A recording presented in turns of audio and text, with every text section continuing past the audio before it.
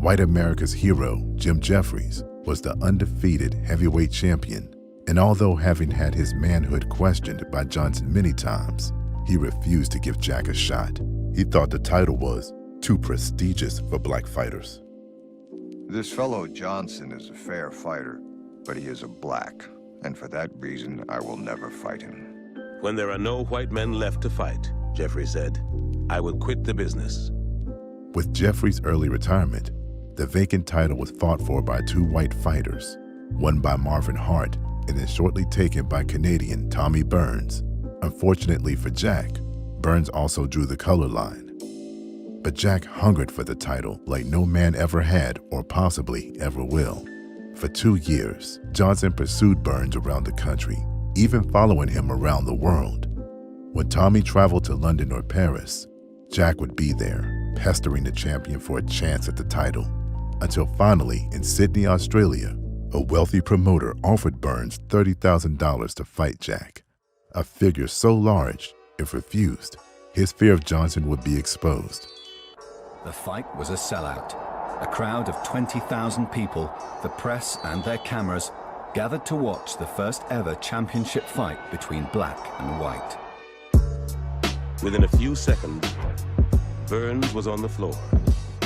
Burns got up and was knocked down again. The challenger moves the champion around at will.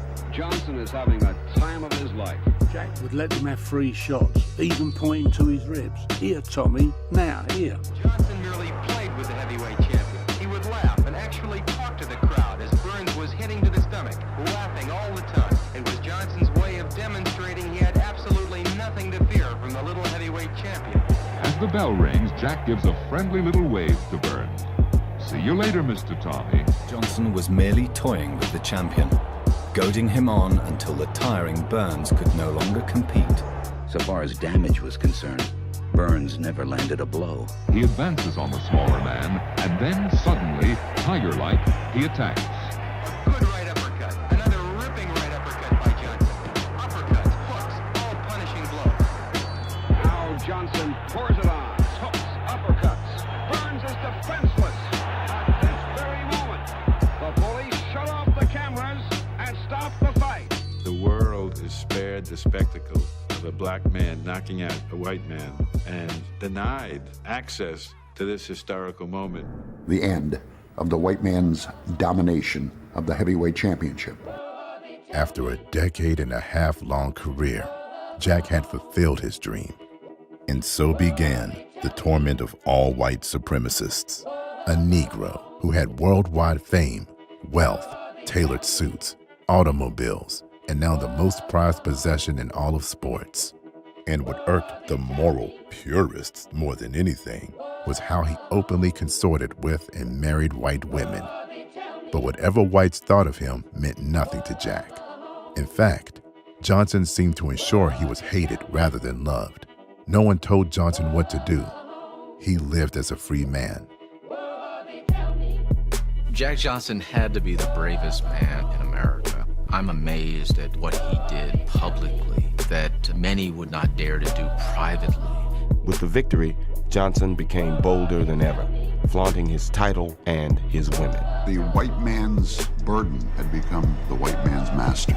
He loved crossing the color line. He loved doing outrageous things. Jack Johnson loved to be Jack Johnson. When Johnson was in London, he wore a golden hat and crocodile shoes, and his antics out of the ring made him increasingly unpopular. He spoke his mind and did what he wanted to do.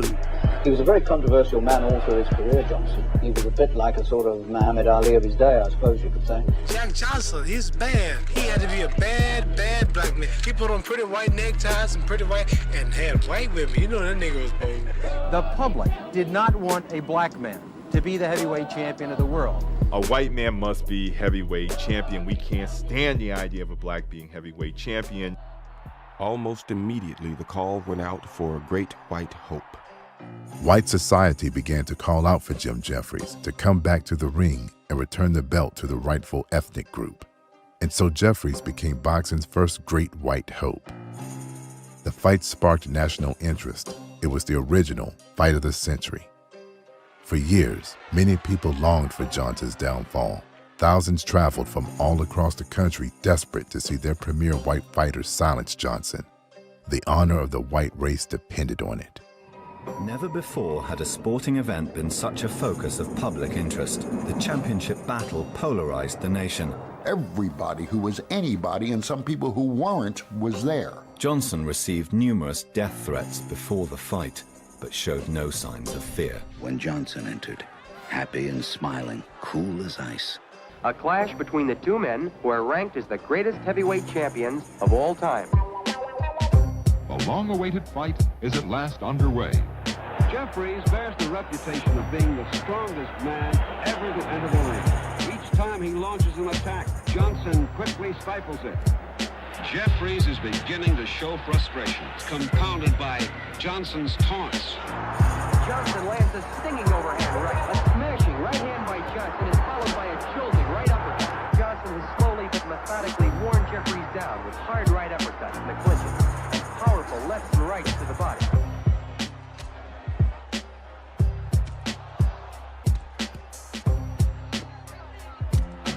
By round 15, Jeffries was bleeding and swollen. Johnson had victory at hand. A vicious uppercut and three stinging lefts. Jeffries goes down. The former champion slumps like a tired old man, but gamely attempts to get up. Referee Tex Rickard holds Johnson away, but Jack smashes Jeffries through the ropes. One of the most unusual incidents in heavyweight history, as the Jeffries corner and some of the media at ringside actually helped the former champion back on his feet. And here we go right here, Johnson showing the mark of a great champion, finishing off his opponent. The champion drives him across the ring, flattens him for the third time. He who had never been knocked down was knocked down repeatedly. After 15 bloody, one-sided rounds, Jeffries' corner called it quits. Jack Johnson had won. Nobody cheered. People filtered out of the stadium as if it was a wake, as if they were mourning the passing of something, which they were. It was a triumphant moment for Johnson and all Black America. But white society had lost, and they would take out their disappointment on the blacks. Race riots erupted across the country, unleashing a wave of animosity, racial hatred, and killings.